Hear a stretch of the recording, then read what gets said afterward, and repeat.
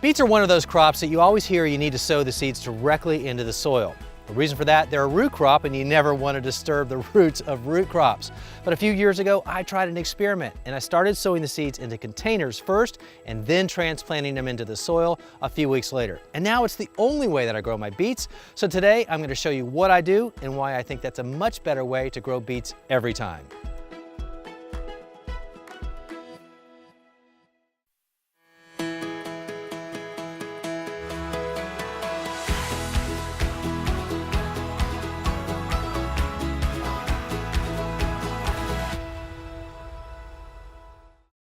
In this bed, we're sowing beet seeds, and if you read any seed pack or book, it talks about sowing root crops, including beets, directly into the soil because root crops don't like to have their roots disturbed.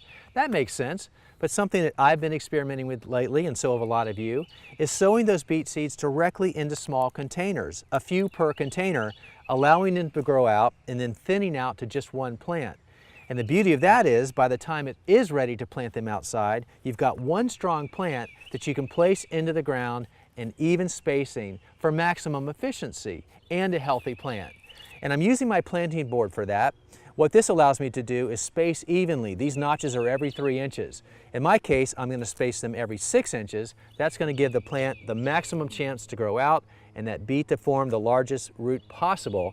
So I've got the best opportunity to make the most of my time and my space. And next time you're considering planting beets, give this technique a try too.